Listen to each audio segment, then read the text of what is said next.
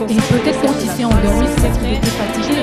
Qu'on essaie un peu de venir ensemble, le Seigneur Jésus. Ça, c'est la première chose que nous retenons. Donc, la loi nous est donnée par juste au bas de votre porte que nous avons pu voir, ça me fait plaisir de vous voir aussi la bonne nouvelle, Jésus est nous ce jour à la soirée du Père, il s'est pas là, que nous a rendu participants Père, et moi j'aime bien ce savoir, je suis papa.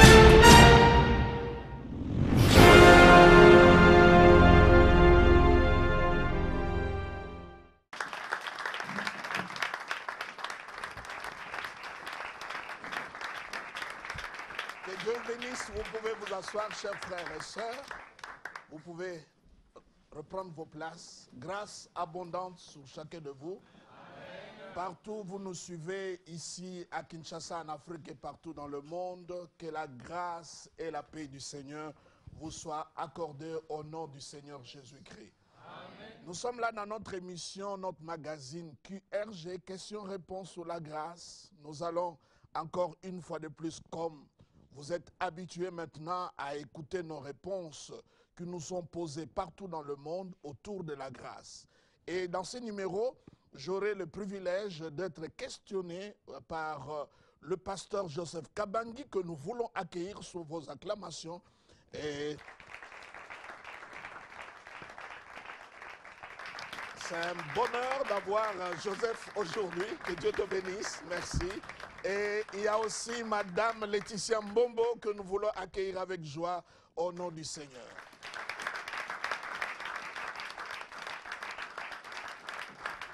Mais que Dieu te bénisse. Merci beaucoup. Je suis à vous.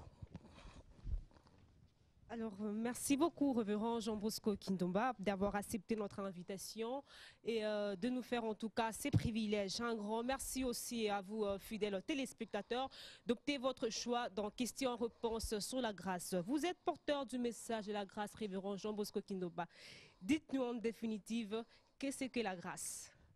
La grâce, c'est tout ce que nous recevons de la part de Dieu gratuitement, sans que nous le méritons, sans que nous travaillions pour l'obtenir, sans que nous puissions le mériter. Comme je l'ai dit, c'est une faveur, parce que le mot faveur et grâce, ce sont des mots interchangeables. On peut dire grâce, on peut dire faveur, c'est un cadeau.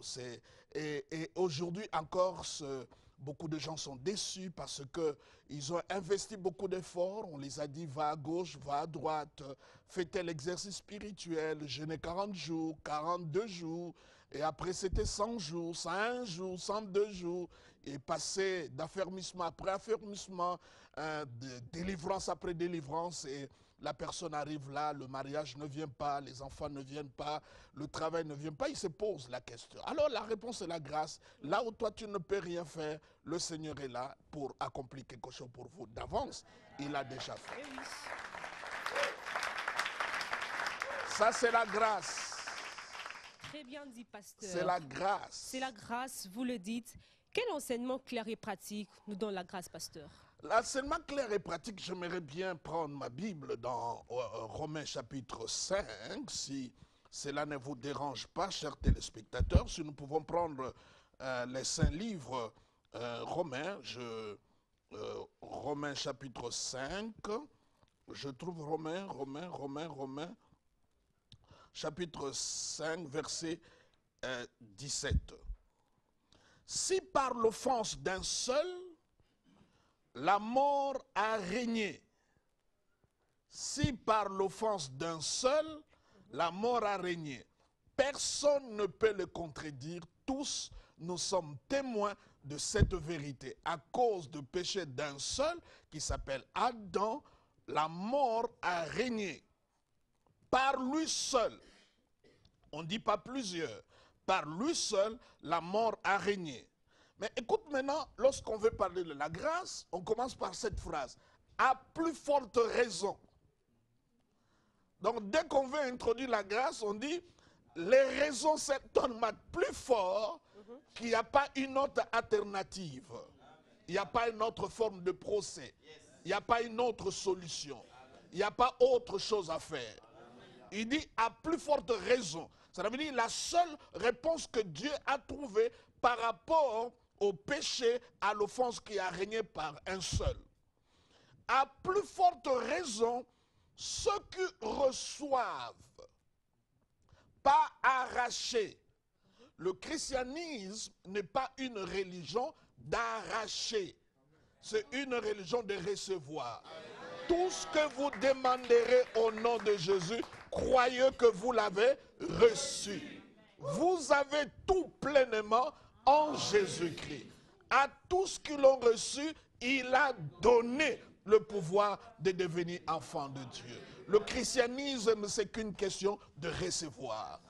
Quand on te donne, on reçoit, car Dieu a tant aimé le monde qu'il a donné. Et qu'est-ce que nous avons fait? Nous l'avons reçu. La Bible dit, à plus forte raison, ceux qui reçoivent l'abondance de la grâce. Dans ce Joseph, regarde, quand on parle de la grâce, il y a toujours de superlatifs. Grâce excellente. La grâce me suffit. Et là, on dit, ceux qui reçoivent l'abondance de la grâce. Comment les gens peuvent recevoir l'abondance de la grâce lorsqu'on ne leur prêche pas la grâce? Lorsque la grâce n'est pas enseignée, comment les gens peuvent recevoir l'abondance de la grâce? Je suis en train de répondre à la question sur les réalités pratiques qu'on peut vivre avec la grâce. Il dit à plus forte raison. La raison est tellement forte lorsque tu reçois l'abondance de la grâce. Pas seulement la grâce a toujours quelque chose qui l'accompagne, il donne le don de la justice. Même la justice, c'est un cadeau. Vous voyez, la Bible dit chercher premièrement le royaume de Dieu et sa justice. Pas ma justice, sa justice à lui. Ayez le cuirasse de la justice, pas ma justice. Abraham a cru, Dieu l'a imputé la justice. Donc quand d'un côté, à cause d'un seul qui a péché, la Bible dit que la mort a régné, Dieu a donné la solution de cela. Et il dit, si vous recevez l'abondance de la grâce et le don de la justice. Écoute maintenant ce que la Bible dit. Régneront-ils pas dans la vie? Régneront-ils pas dans la vie par Jésus-Christ, lui seul? Pas deux, pas trois, pas un jeûne, pas une prière, par lui seul. Il n'y a pas autre chose à ajouter, il n'y a pas de TVA, il n'y a pas de valeur ajoutée. Jésus seul. Et là, c'est là où se trouve le problème. Si le diable ne veut pas que tu règnes, la chose qu'il va attaquer, c'est la grâce et la justice. Amen. Le diable peut être tout, mais il n'est pas idiot. Cela veut dire que quand les gens se distraient sur le problème de famille, de mariage, de travail, ce n'est pas ça. Si le diable ne veut pas que tu règnes dans la vie, il attaquera le message de la grâce et de la justice. La grâce qui est une faveur, la justice qui est un don. C'est quand tu reçois ces deux choses, d'un côté tu as la grâce, de l'autre côté tu as la justice, que tu vas régner dans la vie. C'est ce que le Seigneur est en train de dire. Donc, dans la vie pratique, lorsque tu as la grâce, Joseph a régné en Égypte parce qu'il avait la grâce. Ruth est allée et elle a excellé parce qu'elle avait la grâce. Est-ce que vous savez que dans la Bible, surtout dans les évangiles, de deux personnes sur lesquelles Jésus a apprécié leur foi? C'était des personnes qui n'étaient pas des juifs. Ça veut dire qu'ils n'avaient pas Abraham pour père, ils n'avaient pas la loi, ils n'avaient pas le Torah, ils n'avaient pas l'alliance. Je parle, n'est-ce pas, du centenier romain qui n'avait pas la loi, mais Jésus dit, je n'ai jamais vu pareille foi. Il s'agit de la femme sérophénicienne qui était cananéenne. Les deux n'ont rien à voir avec la loi, mais c'est simplement des gens qui pouvaient s'approcher de Jésus-Christ sur la base de la grâce. C'est là où je dis, lorsque tu vois la grâce, Dieu verra la foi. Parce que les gens qui ont la foi ne savent pas qu'ils ont la foi. La foi est inconsciente. Aucune personne dans la Bible prétendait, j'ai la foi. Non, non, c'est Jésus qui leur disait, ta foi t'a sauvé. Eux-mêmes n'étaient pas au courant, ils avaient la foi. Eux, ils voyaient la grâce, ils voyaient les capacités de Dieu, ils voyaient les œuvres du Christ. C'est comme la femme qui avait la perte de sang. La Bible dit, ayant entendu parler de Jésus, il toucha le pan de sa robe. Ça veut dire tout ce qu'il avait fait était influencé par le message qu'il avait écouté. Et ce message-là, c'est Jésus-Christ, et c'est seulement Jésus-Christ. Et oui, fidèles téléspectateurs, nous sommes tous embarqués dans ces vols de questions-réponses sur la grâce. Je ne suis pas seul sur ces plateaux. Le pasteur Jean Bosco Kindomba l'a bien présenté. Il s'agit donc du pasteur Joseph. Comment allez-vous? Grâce sur grâce, ma soeur. Nous sommes tous dans ces grands vols de questions-réponses sur la grâce. À vous la parole. Merci beaucoup, pasteur. C'est un grand privilège d'écouter ces choses. Amen. Mais pour notre compréhension et celle de nos téléspectateurs, et avant d'aller plus loin, pasteur, la grâce ou le message de la grâce, est-ce une nouvelle doctrine, un nouvel enseignement ou une révélation? La grâce, ce n'est pas une nouvelle doctrine. Elle est vieille depuis le temps de la Bible. Parce que par définition, c'est une faveur. C'est quelque chose que tu obtiens au-delà de tes incapacités, au-delà de ce que tu ne peux pas avoir par toi-même, au-delà de tout ce pour lesquels tu n'as pas le bon pronostic des autres, au-delà de toutes les questions qui sont au-dessus de ta portée, au-delà de toutes les questions sans réponse, il n'y a pas autre chose, il n'y a que la grâce. Donc, il est important de notre côté de comprendre, depuis que je l'ai dit dans notre première, deuxième émission, la grâce, il s'agit de la personne du Christ. Personne ne peut parler de la grâce lorsqu'il ne montre pas Jésus. Il ne suffit pas d'utiliser ce mot-là comme un générique. Il faut que la grâce t'amène vers Jésus. Si la grâce ne t'amène pas vers Jésus, je vous donne un exemple. La crise est arrivée en Égypte.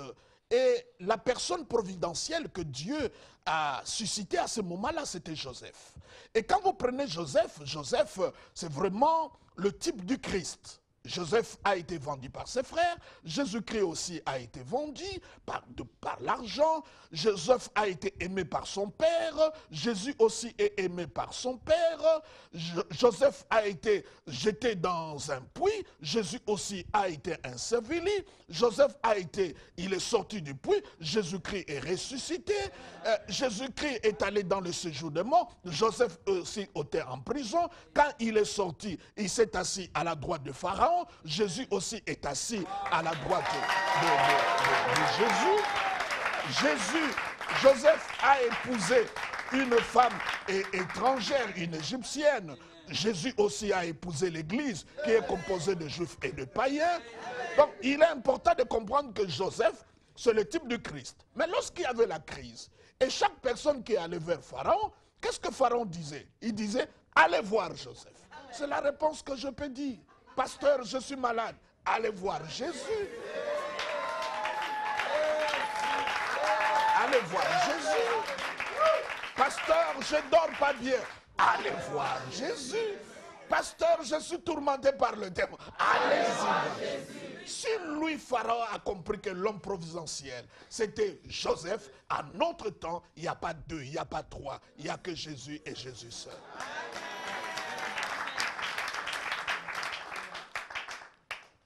Et là, pasteur, nous comprenons que même dans l'Ancien Testament, parce que les exemples que vous venez de donner, vous les avez puisés dans l'Ancien Testament ou dans l'Ancienne Alliance, et là encore, c'est un point qui prête à confusion.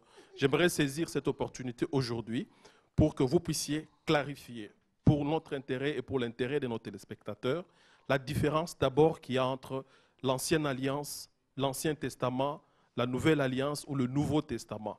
Et la grâce, vous l'inscrivez dans quel contexte? Oui, c'est vrai qu'il y a confusion autour de cela. Je vais simplement dire d'une manière tout à fait lapidaire que l'ancienne alliance a commencé avec Moïse au mont de Sinaï. Tout ce qui s'est fait avant le mont de Sinaï, ce n'est pas l'ancienne alliance, c'est l'ancien testament. OK? Et jusque dans les évangiles, même les évangiles, ce n'est pas la nouvelle alliance. C'est le prolongement de l'Ancien Testament. Parce que pour qu'un testament soit valable, il faut que le testateur meure. Et là, Jésus-Christ était encore vivant. C'est comme cela que même dans les évangiles, personne n'était devenu enfant de Dieu. Et c'est là où je suis touché de voir, parce que l'ancienne alliance, où la loi a été donnée à un peuple bien distinct, pas à nous tous. L'ancienne alliance a été donnée dans un cadre bien précis, pas à tout le monde.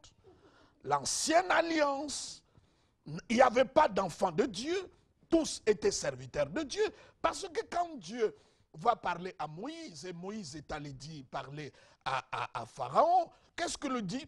Faites sortir mon peuple, afin qu'ils aillent me servir. Cette phrase-là est répétée à plusieurs fois. Donc, Dieu voulait son peuple dans le désert pour qu'il les serve. Les enfants d'Israël, parce que l'ancienne alliance, Dieu avait des serviteurs. La Bible dit Moïse a servi dans la maison de Dieu comme serviteur, mais Jésus était là-dedans comme fils. C'est toute la différence. Donc l'ancienne alliance commence par le mont de Sinaï, jusque nous arrivons les prophètes, tout cela, même jusqu'au temps de Jean-Baptiste. La Bible dit, tous les prophètes ont prophétisé, le plus grand d'entre eux, c'est Jean-Baptiste. Pourquoi? Parce qu'il est celui qui a prophétisé et qui a vu le Seigneur. Amen.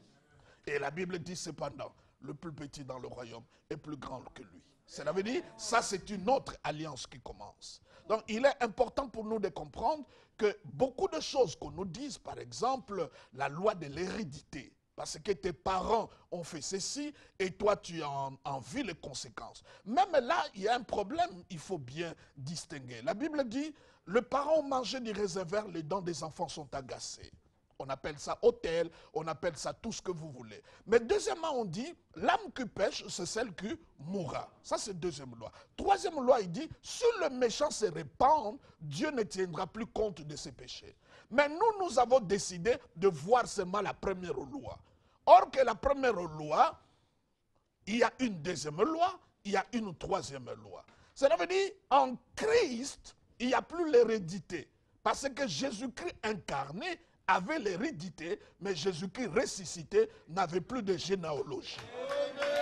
Celui que j'ai reçu dans mon cœur, la Bible dit, si je confesse de ma bouche qu'il est mort et que Dieu l'a ressuscité, je suis sauvé. Ça veut dire la résurrection, et c'est comme ça Paul dit dans les Corinthiens, si Jésus-Christ n'était pas ressuscité, nous sommes dans le péché. Donc la résurrection, c'est la clé de voûte, c'est l'élément important pour notre salut. Donc il est important de comprendre que l'ancienne alliance et la nouvelle alliance, il y a une différence. La Bible dit ceci, je tiendrai le péché des parents jusqu'à la 4e génération. Mais quand tu lis la nouvelle alliance, il dit, je ne me souviendrai plus de leurs péchés. Donc il y a deux alliances tout à fait différentes. Nous, on ne doit pas nous traiter par rapport à l'ancienne alliance parce qu'il y a une nouvelle alliance, une nouvelle administration que nous avons par Jésus-Christ. Très bien dit, pasteur. C'est vrai que nous restons toujours dans ces courants du message de la grâce. Vous savez, vous êtes d'accord avec moi qu'il y a beaucoup de doutes en ce qui concerne ces messages de la grâce, mais aussi ces messages causent beaucoup d'ennuis et des conflits dans l'esprit de chrétiens. C'est vrai, pasteur. On réfléchit à haute voix et ensemble. Pensez-vous que la non-compréhension du message de la grâce peut faire à ce que le chrétien ne vive pas la vie voulue par Dieu et ne profite pas pleinement du salut? Mais effectivement, parce que Dieu lui-même, la réponse qu'il donne à l'homme, c'est la grâce. Et l'homme trouve que les voies de Dieu ne sont pas meilleures, il doit chercher par ses propres voies. Ce n'est pas normal. La Bible montre que la réponse de Dieu, c'est la grâce. Nous sommes sauvés par la grâce. Et ce qui est tout à fait aberrant, que ce que nous croyons que nous sommes sauvés par grâce, maintenant le reste, ce n'est pas la grâce, c'est les efforts. C'est comme quelqu'un qui dit, je t'offre $100, c'est un cadeau, mais après il te dit, chaque mois tu peux me rembourser $10. Ce n'est plus le cadeau, ce n'est plus une grâce, ce n'est plus une faveur. La faveur reste faveur. Prier, gêner, tout ce que nous faisons, ce n'est pas pour obtenir quelque chose. Vous savez, lorsque le diable tente Jésus, il dit, si tu es le Fils de Dieu, change le pierre en pain. En fait, il veut dire, prouve-moi que tu es enfant de Dieu par ce que tu fais. Mon enfant n'est pas mon enfant parce qu'il va à l'école. Il est mon enfant parce qu'il est sorti de moi. Et nous, nous sommes des enfants de Dieu, pas par ce que nous faisons, mais parce que nous sommes issus de Dieu. Il nous a engendrés. Donc, il est important parce que partout où on pointe le doigt aux efforts, on pointe le doigt par des mérites. C'est comme ça, vous écoutez les gens. Mais comment tu as reçu? C'est parce que j'ai dormi 40 jours à même le sol. Ils ne voient pas le nom de Jésus. Ils ne voient pas la croix. Ils ne voient pas le sang. Ils ne voient pas la résurrection. Ils ne voient pas Jésus à la droite du Père intercéder à la droite du Père intercédant pour nous. Lui, il voit simplement le fait qu'il a dormi par terre. Ou il est allé sur la montagne. C'est comme ça, vous écoutez les gens dire le Dieu de la montagne. Mais ça, ce n'est pas le Dieu de la Bible. Le Dieu de la Bible n'est pas le Dieu de la montagne. Il est omniprésent, omnipotent, illimité dans ses perfections. Le ciel des cieux ne peut pas les contenir. La terre, c'est son marchepied. Donc, pour nous, nous devons comprendre, quelqu'un qui ne croit pas à la grâce, il ne pourra pas vivre la plénitude. Vous savez, l'ancienne alliance, ce n'est pas que l'ancienne alliance, j'aimerais bien lire cela. Lisons ça ensemble. Ce n'est pas que l'ancienne alliance, elle est mauvaise. Dieu a donné la loi pour un but. La loi, c'est comme un thermomètre. Quand j'ai la fièvre, je vais à l'hôpital, on me met le thermomètre, ça indique le degré de la fièvre. C'est comme des examens que tu peux faire à cause d'une maladie. Mais cela ne te soigne pas. Le but de la loi, c'est de te montrer vers le médicament. C'est ça le but du thermomètre. Il dit, monsieur, comme tu as 40 degrés, mais va prendre les antibiotiques. Et la loi est venue pour nous montrer comment nous étions mauvais et dépravés, pour nous dire, va vers Jésus-Christ. C'est lui qui est la solution de Dieu. Va vers Jésus-Christ. Alors, lorsque nous établissons, je vous donne, ceux qui vont dans le terrain des œuvres, c'est difficile. Un jeune homme est venu auprès de Jésus, on l'appelle le jeune homme riche. Qu'est-ce que je dois faire pour entrer dans le royaume des cieux? Il parle de faire, du doing. Qu'est-ce que je peux faire? Et Jésus, qui renchérit sur le même terrain de la loi et de fait, il dit, il faut obéir à toute la loi. Il dit, oh, je le fais depuis mon jeune âge. Jésus qui le regarde, qui dit, va, vends tout. Et il est le seul à qui Jésus a parlé ainsi. Vends tout ce que tu as et suis-moi. La Bible était attristée. Pourquoi? Parce que la première loi, il ne pouvait pas l'obéir. Tu n'auras pas un autre Dieu devant ma face. Et lui, sa richesse, c'était son Dieu. Et Jésus dit, il te manque quelque chose. Quand tu vas sur le terrain de la loi, des œuvres, il aura toujours des choses qui manquent. Mais quand tu vas sur le terrain de la grâce, il n'y a rien qui manque parce que Jésus-Christ a tout fait pour toi.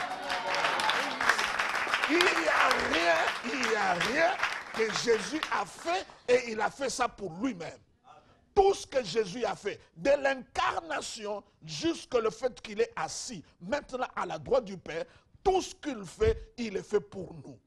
Et nous devons seulement croire aux œuvres qu'il a fait et accepter cela, dire Alléluia et gloire au Seigneur. Merci, pasteur. Mais ce que vous dites a l'air d'être trop facile et simple quand on rentre dans la vie pratique, dans notre vie de tout le jour. Déjà, la nature elle-même nous apprend qu'il faut faire des efforts.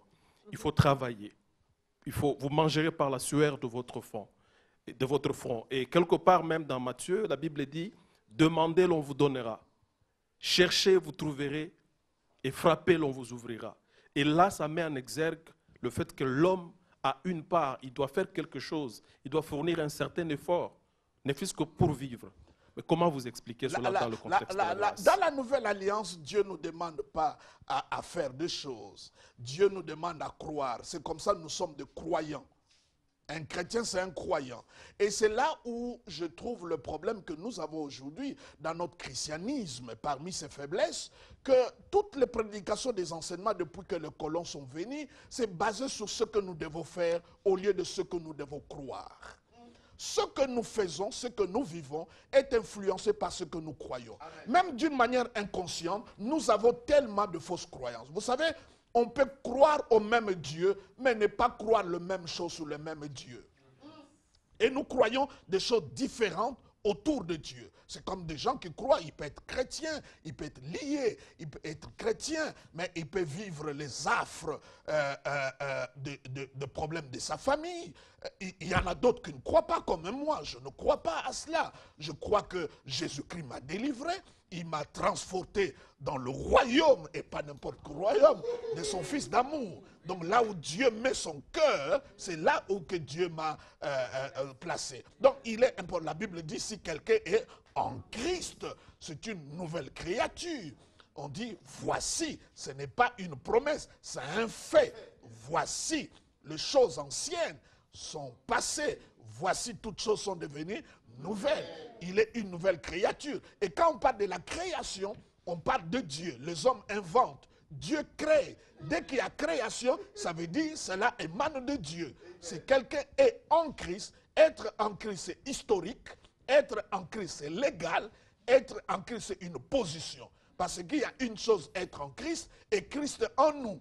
Donc il y a lieu de comprendre cela que dans la vie, Joseph, qu'est-ce que tu fais pour respirer? Il n'y a pas que des choses compliquées. Les choses se sont compliquées à cause du péché. Mais la réponse du péché, c'est Jésus-Christ. La Bible dit, il ne s'est pas fait pas pécheur, il s'est fait péché.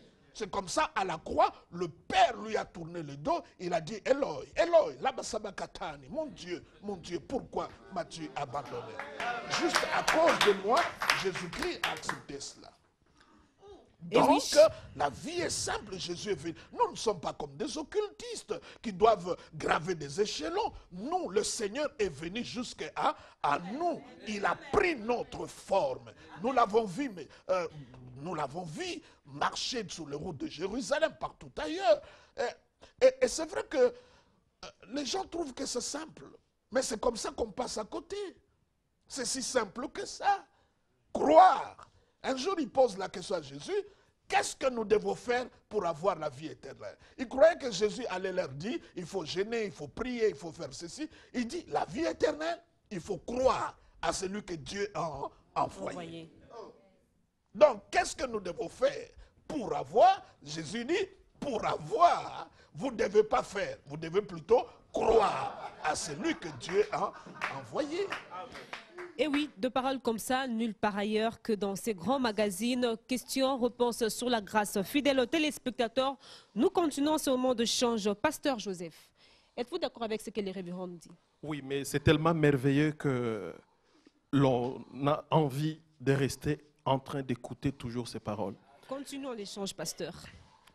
Pasteur, je reviens encore sur ce que vous étiez en train de dire tout à l'heure. Parce qu'il y a quand même certains principes de la vie chrétienne que nous connaissons, que nous avons appris depuis des années. Aujourd'hui, quand quelqu'un s'est converti, on connaît la démarche. Donc, il y a la délivrance, il y a le jeûne. C'est vrai qu'on est sauvé, on a la vie éternelle. C'est écrit où? Non, mais ces principes sont courants. C'est ça ma question, justement, mais regardons pasteur. Les Écritures, c'est écrit où? C'est justement ça ma question. Ces principes, vous les inscrivez où? Non, mais c'est écrit où? J'aimerais bien avoir le livre sur lequel on a écrit ce genre de démarche.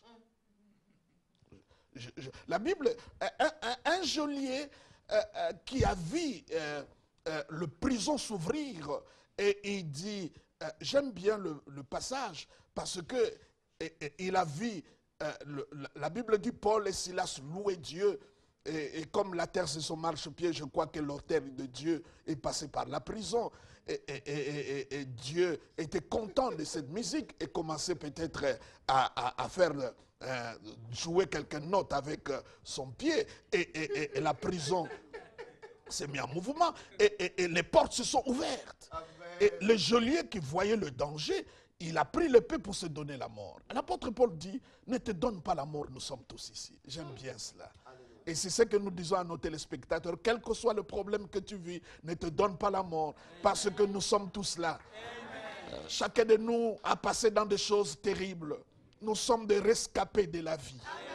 les divorces, les maladies, beaucoup d'autres choses. Donc pour toi, ne te donne pas la mort, toi qui es en train de nous suivre à ce moment ici, partout où vous êtes. Alors, le gelé qui dit, qu'est-ce que je dois faire pour être sauvé? Vous savez la chose que l'apôtre lui a dit? Crois au Seigneur Jésus. C'est fini. C'est simple, Simple. mais compliqué. Pas compliqué. Crois au Seigneur Jésus. Tu seras sauvé, toi et ta famille. C'est si simple que ça. Croire. La plupart des pasteurs aujourd'hui qui parlent de toutes ces choses, eux-mêmes doivent se poser la question, ce n'est pas le jour qu'ils ont découvert la délivrance qu'ils sont devenus de chrétiens. Peut-être il y a déjà des années qui ont marché avec le Seigneur, qui les a délivrés. Qui les a délivrés. Vous savez, quand un médecin est malade, on ne doit pas fabriquer un médicament à cause du médecin. On donnera au médecin le même médicament qu'il donne aux malades. Si le pasteur est malade, on lui donnera le même médicament qu'il donne aux fidèles. Mais eux-mêmes ne sont pas passés par la délivrance. Non, pasteur, je voudrais rebondir sur ces propos-là, pour notre compréhension et surtout celle de nos téléspectateurs. Donc, vous êtes en train de dire que dans la grâce ou dans la nouvelle alliance, la délivrance, le combat spirituel n'a pas sa place dans la vie chrétienne. Non, non, on délivre, je chasse les démons sur ceux qui sont l'emprise. La Bible dit, Jésus allait de lieu en lieu, délivrant ceux qui sont sous l'emprise du diable. Mais au moment que tu deviens chrétien, on ne peut pas parler de cela. Le diable peut t'attaquer de l'extérieur, mais ne peut pas être là-dedans. Ça peut être une oppression, mais pas une possession. Est-ce que vous comprenez? Ça, c'est si clair que cela, nous devons le comprendre de cette manière-là. Parce que celui qui est en vous est plus fort que celui qui est dans le monde. Et si le diable gagne parfois des territoires, c'est une question d'ignorance. Je vous donne l'exemple. Quelqu'un est en prison et qu'il y a une grâce présentielle. Le président dit, pour tel cas, je donne une grâce à l'occasion de X ou d'Y événement. Maintenant, la personne qui est en prison n'est pas au courant de la grâce qui lui a été accordée. Est-ce qu'il sortira de la prison? Non, mais ce n'est pas pour autant qu'il n'est pas délivré. Il est délivré, mais il est ignorant. L'information ne lui est pas arrivée. Il y a beaucoup de gens, ils sont délivrés, mais simplement, celui qui est derrière leur problème, ce n'est pas le diable, mais c'est l'ignorance. C'est l'ignorance. Et oui, vous l'avez très bien dit, pasteur.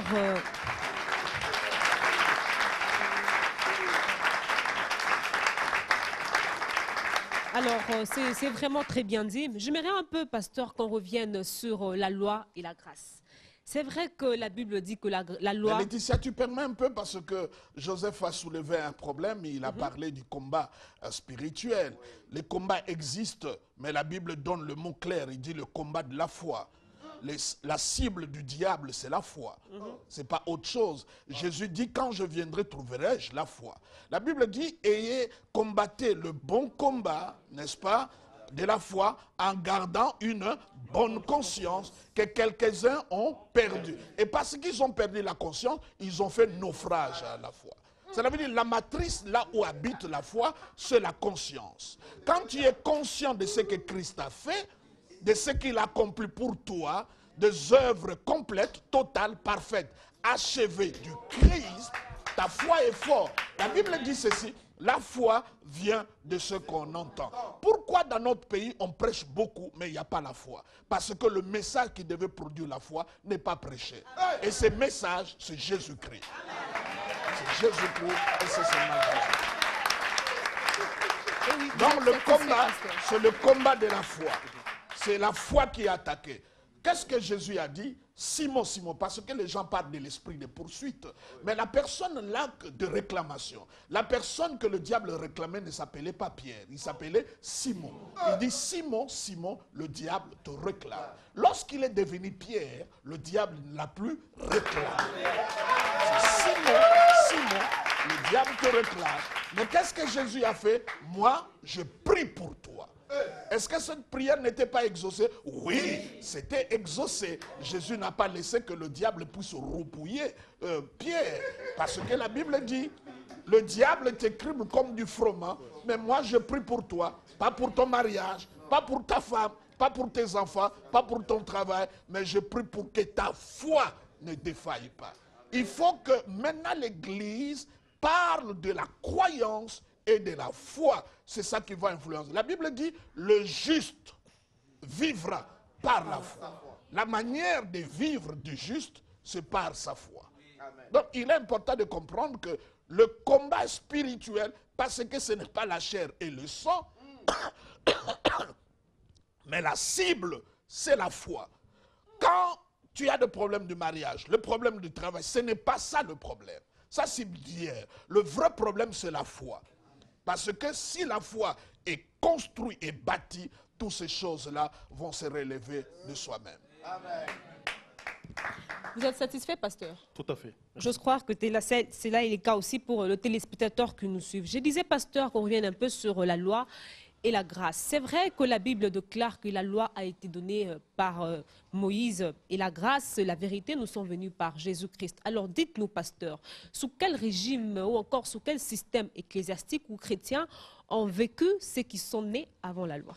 Oui, d'avant, c'est une histoire qui ne nous concerne pas parce qu'ils ont vécu avant nous. Mais peut-être par information. Dieu, c'est le Dieu des dispensations. Moïse a vécu sous la loi et les enfants d'Israël. Tu as vu le sort. Chaque fois qu'ils désobéissaient, Dieu les frappait.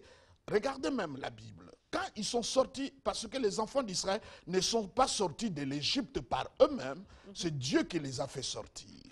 Et pourquoi? Parce que Dieu s'est souvenu de son alliance. De l'Égypte jusqu'à Mont de Sinaï, tu ne verras nulle part Dieu a frappé les enfants d'Israël. Ils ont murmuré, ils ont dit des choses à Dieu, mais Dieu ne les a pas frappés parce que c'était sous la grâce.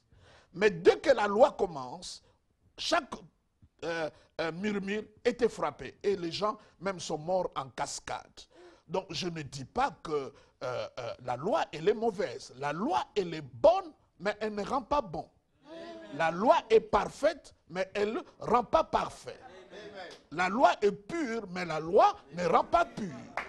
Parce qu'il y a une nette différence entre la loi et la grâce. Quand vous regardez, Moïse, quand il rencontre le Seigneur, lui le représentant de la loi, Dieu lui dira, touchez la queue, n'est-ce pas, du serpent. Vous vous souvenez? Mais quand Jésus vient, lui, ce n'est pas la queue, il a écrasé la tête. Parce que la tête a été réservée à la grâce qui devait l'écraser. Quand Moïse a commencé son ministère, il a changé l'eau en sang, l'image de la mort. Mais quand Jésus commence, il a changé l'eau en vin. C'est l'image de la célébration. Sous la grâce, lorsque l'impur touche le pur, l'impur devient pur. Mais sous la loi, lorsque le pur touche l'impur, le pur devient impur. Lorsque la loi a été donnée, 3000 personnes sont mortes. Mais lorsque la grâce est venue, le jour de la Pentecôte, 3000 personnes sont mortes.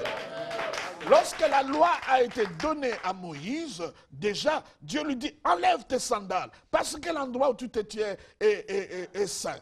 Mais lorsque l'enfant prodigue retourne à la maison, il dit, faites-le porter les sandales, parce qu'il mérite de se tenir là à cause de la grâce. Donc, il y a lieu de comprendre qu'il y a une grande différence entre la grâce et la loi. Ceux qui ont vécu avant la loi, Dieu va le juger du point de vue de la loi de la conscience. Cette police que Dieu nous a donnée, quand tu poses un acte, que tu saches c'est bien ou c'est mauvais. Nous avons ça chacun de nous et c'est sous ce régime-là que Dieu va traiter avec cela. Ceux qui étaient sous la loi, écoutez ce que la Bible dit. Je crois qu'il est important que nous puissions les lire. Lisons-les rapidement, chers téléspectateurs, parce que il faut la Bible par la Bible. Il ne faut rien ajouter, rien retrancher. Quand je prends Éphésiens chapitre 2, versets 8 à 9, il dit, c'est par la grâce que vous êtes sauvés, par le moyen de la foi. Là aussi, je cherche à éclairer que la grâce est disponible, mais si tu ne crois pas, tu n'auras pas la grâce. Parce qu'il y a un mouvement maintenant qui parle de l'évangile inclusif. Même quand quelqu'un n'a pas cru n'importe quelle religion, il est sauvé. C'est faux. La grâce, c'est le donneur. C'est Dieu qui donne. Nous, le receveur, c'est la foi. Cela veut dire quand tu veux recevoir, c'est la foi. Si je te donne une chose, tu ne tends pas la main, tu n'auras pas ça. La main, c'est la foi qui te permet de recevoir de la part de Dieu. Et la foi ne se repose que sur les œuvres que Christ a accomplies. Il dit, et cela ne vient pas de vous. Vous voyez? Cela ne vient pas de vous. C'est le don de Dieu. Ça veut dire le salut que Dieu nous donne, la chose la plus importante, sozo, le salut que Dieu nous donne, c'est un cadeau. Parce que dans le salut, il y a la rédemption, il y a la sanctification, il y a la régénération, il y a la justification. Tout est là-dedans dans le salut. Donc, il est important de comprendre que c'est un don. Mais écoutez le verset 9, il dit, ce n'est point par les œuvres. Donc, c'est clairement établi, ce n'est point par les œuvres, afin que personne ne se glorifie. Ça veut dire, là où il y a la grâce, il n'y a pas question qu'on se glorifie. Mais là où il y a des œuvres, on se glorifie. C'est comme ça, vous voyez, là où les gens obtiennent les choses par force, par la méritocratie, leur caractéristique, c'est l'arrogance. Parce que je jeûne 40 jours, parce que je fais... il n'y a rien de mal sur le jeûne. Mais le jeûne, ce n'est pas ça qui te permet d'obtenir. Le jeûne, c'est comme, je dis, moi-même, je dis, je me donne un temps, je mets tout à côté parce que je vais rester seul à seul. Je ne jeûne jamais pour recevoir quelque chose. C'est un moment de communion que je mets à part avec le Seigneur. Mais lisons un autre passage qui pourra encore nous éclairer sur les œuvres. C'est Romains chapitre 11, verset 6. Romains chapitre 11, verset 6. Écoute ce que la Bible dit. Qu'est-ce que j'ai dit? Romains combien? Romains chapitre 11, verset 6. Il dit, or, si c'est par la grâce, ce n'est plus par les œuvres. Donc, la grâce et les œuvres, c'est toscli. Donc, là où il y a la grâce, il n'y a pas d'œuvres. Donc, tu ne peux pas dire, Seigneur, j'ai abandonné ça pour toi. Seigneur, j'ai fait ça pour toi. Et Dieu dira, j'ai donné mon fils pour toi. Il est mort pour toi. C'est comme tu vas en négociation avec Dieu. Dieu met sur la table Jésus-Christ et toi tu mets tes œuvres. Ça n'a pas de sens. Laissons Jésus seul. Vous savez, un jour, Jésus est transfiguré sur la montagne et Pierre a fait l'erreur de mettre Jésus, Élie et Moïse au même pied d'égalité. Il a dit, construisons 3 tentes. Et Dieu ne pouvait pas laisser ça. Il dit, celui-ci est mon fils bien-aimé, écoutez-le. La Bible dit, Élie qui représentait le prophète, il a disparu. Et Moïse qui représentait la loi a aussi disparu. Jésus est resté seul. Il faut que nous arrivions à un point, il n'y a pas autre chose, il n'y a que Jésus et Jésus. Et il dit, or si c'est par la grâce, ce n'est plus par les œuvres. Autrement, la grâce ne serait plus une grâce. Dès que tu dis, Dieu m'a donné parce que je jeûnais, ce n'est plus la grâce. Tu l'as mérité. C'est une récompense. Si je l'ai parce que je fais ceci, parce que j'ai donné l'offrande, ce n'est plus la grâce. Ça devient un salaire. Nous payons nos dîmes, nous donnons nos offrandes, nous jeûnons, c'est pour répondre à ce que lui, il a fait. Amen. Amen. Parce que lui, il a fait, en réponse de cela, c'est ce que je fais. Et vous le voyez dans toute la Bible, des gens, la Bible dit à celui qu'on a beaucoup pardonné, qu'est-ce qu'il fera? Il aimera beaucoup. Parce que tu as beaucoup reçu du Seigneur, tu le rends aussi au Seigneur. Il dit, autrement la grâce n'est plus une grâce, si c'est par les œuvres, ce n'est plus une grâce. Et quand nous parlons de grâce, des œuvres ici, il s'agit des œuvres. Regardez le pharisien qui va en prière. Qu'est-ce qu'il dit? Je jeûne 3 fois le jour. Je paye ma dîme. Je donne mes offrandes. Il a mis ça en exergue. Dès que tu pointes le doigt aux œuvres, ce n'est plus la grâce. Et qu'est-ce que la Bible dit? Dieu ne l'a pas écouté, il a écouté celui qui est à côté. Donc il y a lieu de comprendre que ce que nous faisons, nous le faisons pas pour mériter quelque chose. Il n'y a rien que tu peux faire que Dieu t'aime plus. Il t'a aimé même lorsque tu n'étais pas aimable. Amen. Et cela n'a pas changé. Il continue à t'aimer. Merci beaucoup, pasteur. Nous sommes arrivés presque à la fin de notre émission. Mais il y a une dernière question qu'un internaute a posée. C'est sur la malédiction, la place de la malédiction dans la nouvelle alliance, dans la grâce. Parce qu'aujourd'hui, comme vous l'aviez dit, dans l'ancienne alliance, Dieu punissait. Dieu sanctionnait son peuple. Aujourd'hui, quand les calamités arrivent, quand quelqu'un a beaucoup prié, il a longtemps prié, il n'a pas obtenu, il dit c'est une preuve, c'est Dieu qui l'a puni, Dieu ne répond pas, Dieu lui apprend la patience, ainsi de suite.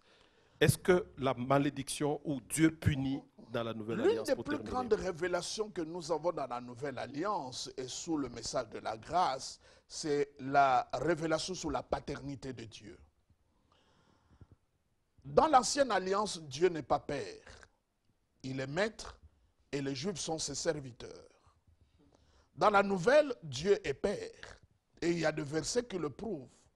Nous sommes nés de lui, pas de la volonté de l'homme. La Bible dit, c'est lui qui sanctifie et ceux qui sont sanctifiés sont issus d'un même père. Donc il y a lieu de comprendre que lorsque nous disons, c'est Dieu qui m'a frappé, c'est Dieu qui a fait ceci, c'est vrai que Dieu peut te châtier, mais il va te châtier comment?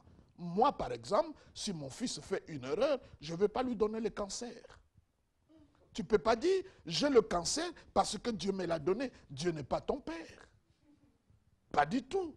Nous ne pouvons pas attribuer les choses que nous ne pouvons pas faire nous-mêmes pour nos propres enfants à Dieu. La Bible dit, méchant que vous êtes, si votre enfant vous demande du pain, vous n'allez pas lui donner la pierre. Si vous demande du poisson, vous n'allez pas lui donner le scorpion. À combien plus forte raison votre Père qui est dans le ciel? Et là, les gens croient que le Seigneur est en train de comparer. Il fait un contraste. Donc nous les humains, nous sommes capables de faire des choses comme cela. Comment lui ne pourra pas en faire? Donc je vais revenir dans notre prochain numéro en profondeur sur ces vérités-là, sur la malédiction, sur les épreuves, sur les châtiments. Je crois que Dieu peut nous punir. Mais la punition a des mesures. Je ne peux pas tordre la jambe de mon fils parce qu'il a l'habitude de sortir. Je vais le corriger. Dieu nous corrige. Mais Dieu ne nous envoie pas de maladie. Dieu ne fait pas que tu ne te maries pas parce qu'il veut t'enseigner la patience. Ça n'a rien à voir avec cela. Tout ça, mes bien-aimés, on attribue à Dieu des choses qui ne concernent pas Dieu. Regardez, il y a un verset là. Sous la prière, il dit, il faut persévérer dans la prière. Tu dis, comment je dois persévérer? Parce que Dieu est mon Père. Mais regardez la parabole de cette femme-là qui allait vers le juge. Ce juge-là était unique. Mais à cause de l'opportunité, il a tellement importuné le juge. Le juge l'a répondu. Est-ce que nous pouvons comparer Dieu à ces juges-là?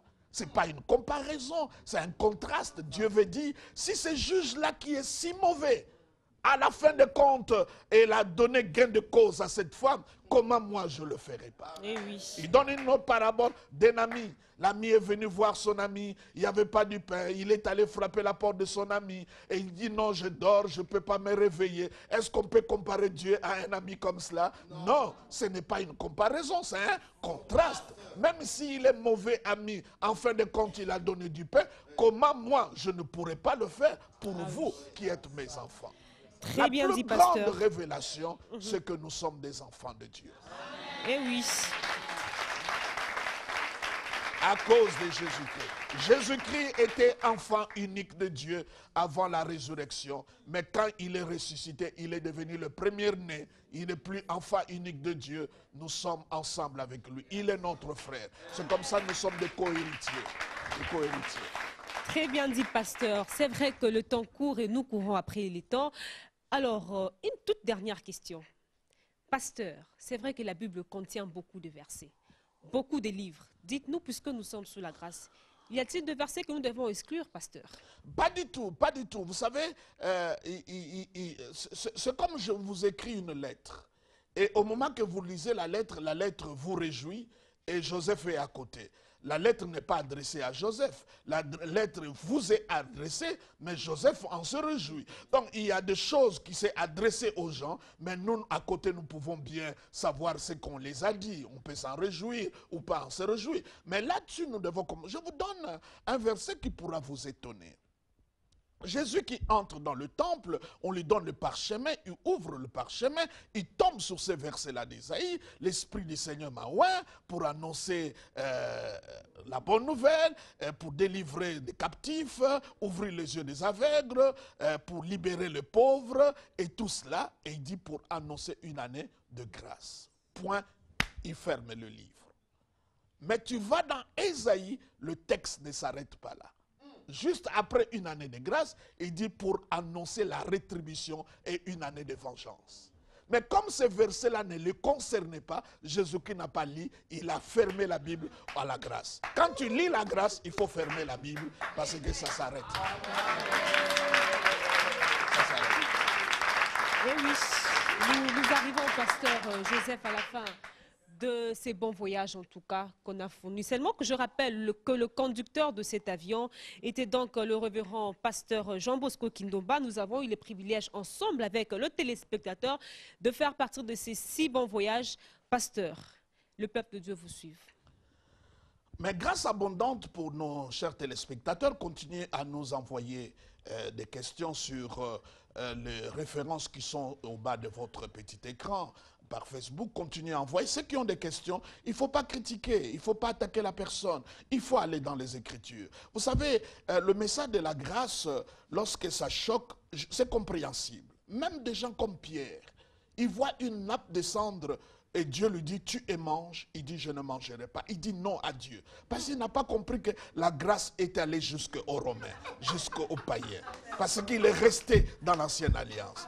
Donc il n'est pas étonnant, même dans notre temps, des frères luttent encore par rapport au message de la grâce. Mais qu'ils soient toujours branchés sur QRG, nous allons éclairer par la grâce de Dieu, par la puissance du Saint-Esprit. Que Dieu vous bénisse. Grâce abondante sur chacun de vous. Merci, pasteur. Merci à vous, très chers fidèles téléspectateurs, d'avoir choisi questions et réponses sur la grâce. Retrouvez-nous la semaine prochaine. Bonne suite de programme. Merci. Que Dieu bénisse. Salut.